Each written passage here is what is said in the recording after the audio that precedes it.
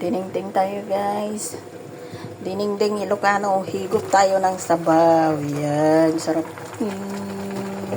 Dadalawa nga lang yung ating okra. Mamaya ko ilagay. Yan. Yung prenito kong isda. Ayan siya guys. Pritong isda. Talong. Kamuti. Tag-isa kami ni best friend. Sabi ko magluto ako ng lunch namin. Yan, kamatis, sibuyas. Luto na.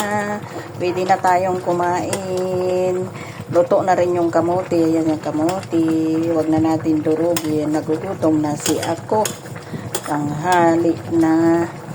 Lagay na natin yung okra guys. Higop-higop tayo ng sabay.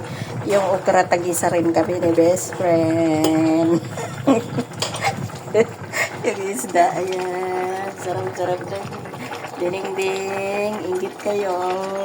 Yummy, yummy. Thank you guys sa panonood. God bless.